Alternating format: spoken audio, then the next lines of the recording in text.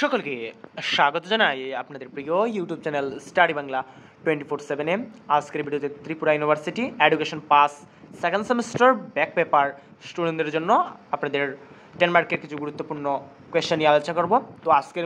তো আজকের এই ভিডিওতে থাকছে মূলত ইউনিট 1-এর যে সকল 10 মার্কগুলো আপনাদের এবছর ব্যাক পেপারের জন্য খুব ইম্পর্টেন্ট, আপনাদের থাকছে সম্পূর্ণ আনসার সহকারে বিশ্লেষণ।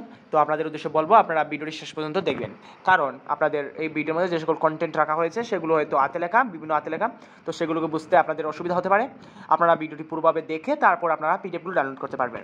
আপনাদের উদ্দেশ্যে বলবো আপনারা এই পিডিএফগুলো পেতে হলে আপনাদের টেলিগ্রাম চ্যানেলে জয়েন হতে হবে। সেখানে প্রত্যেকটি পিডিএফ লিঙ্ক দেওয়া হয়েছে, আপনারা সেখান থেকে ডাউনলোড করে নিতে পারবেন এবং বিভিন্ন আপডেটের সাথে যুক্ত থাকতে আপনারা হোয়াটসঅ্যাপ গ্রুপে জয়েন হয়ে যাবেন, লিঙ্ক ডেসক্রিপশনে রয়েছে। তো ভিডিওটি শুরু করা যাক এবং এই চ্যানেল নতুন হলে চ্যানেলটিকে সাবস্ক্রাইব করে পাশে থাকা বেল আইকনটি অন করে রাখবেন। যেমন ইউনিট 1 থেকে প্রথম যে প্রশ্নটি দেখবে আপনাদের শেষে থাকবে আপনাদের জন্য কিছু বাছাই করা প্রশ্ন, সেগুলো দেখে নেবেন। তো এখানে প্রশ্ন রয়েছে আপনাদের জন্য 4 থেকে 5টি। তো তোমরা মূলত বিভিন্নভাবে ঘুরিয়ে প্রশ্নগুলো আসতে পারে, এমন নয় যে হুবহু প্রশ্ন তো আপনাদের পরীক্ষার মধ্যে কমন মিলে যাবে। তো আপনাদের প্রত্যেকটি প্রশ্ন দেখতে হবে আর এবং ভিডিওটি শেষ পর্যন্ত দেখতে হবে, না হলে আপনারা এই ভিডিওগুলো বুঝতে পারবেন না। যেমন প্রথম প্রশ্ন হচ্ছে, what is the need of education psychology, discuss the different methods of education psychology. প্রথমে আপনারা ভূমিকা দিবেন এবং লিখবেন শিক্ষা মনোবিজ্ঞানের প্রয়োজনীয়তা। লিখবে এভাবে, যেমন শিক্ষা প্রক্রিয়াকে সার্থক করে তুলতে এবং তার উন্নতিকরণে মনোবিজ্ঞানের তত্ত্বনীতি সম্পর্কে বিশেষ জ্ঞান প্রয়োজন। তাই শিক্ষাক্ষেত্রে মনোবিজ্ঞানের প্রয়োজনীয়তা রয়েছে। নিম্নে শিক্ষা মনোবিজ্ঞানের বিভিন্ন প্রয়োজনীয়তাগুলি উল্লেখ করা হলো। যেমন প্রথমে রয়েছে শিক্ষার্থীর প্রকৃতি অর্থাৎ শিক্ষামূলক আচরণ, বিভিন্ন মানসিক প্রক্রিয়া ও বিকাশের প্রক্রিয়া সম্পর্কে বৈজ্ঞানিক তথ্য সংগ্রহ করা এবং প্রয়োজনীয় নীতি প্রণয়ন করা ক্ষেত্রে শিক্ষা মনোবিজ্ঞানের প্রয়োজন। 2 নম্বর পয়েন্টে লিখবে শিক্ষা দর্শন শিক্ষার যে আদর্শ গঠন করে তা বাস্তবে রূপায়ণের জন্য এবং শিক্ষার বাস্তবমুখী লক্ষ্য নিরূপণ করার জন্য মনোবিজ্ঞানের প্রয়োজনীয়তা রয়েছে। 3 নম্বর লিখবেন বৈজ্ঞানিক দৃষ্টিভঙ্গি।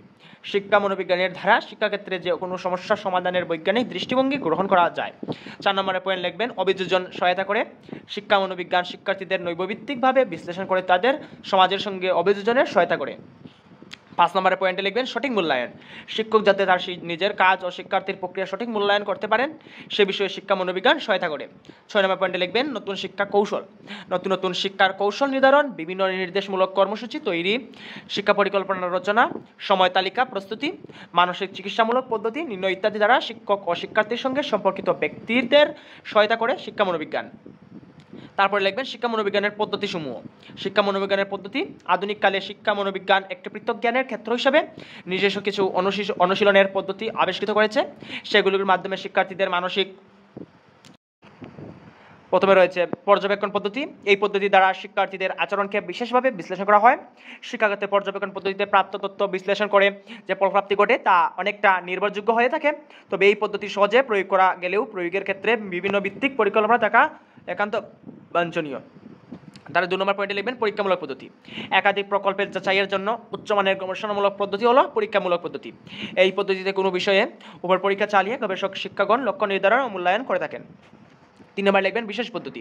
পর্যবেক্ষণ পরীক্ষা এবং সিদ্ধান্ত গ্রহণ পদ্ধতি ছাড়াও শিক্ষা মনোবিজ্ঞানের নিজস্ব কতগুলি পদ্ধতি আছে, যার সাহায্যে বিভিন্ন প্রকার মানসিক পরীক্ষা প্রক্রিয়া শিক্ষাগত তাৎপর্য অনুশীলন করা হয়।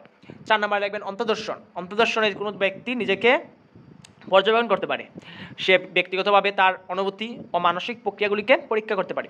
5 নম্বর পয়েন্টে লিখবেন রাশিবিজ্ঞান পদ্ধতি।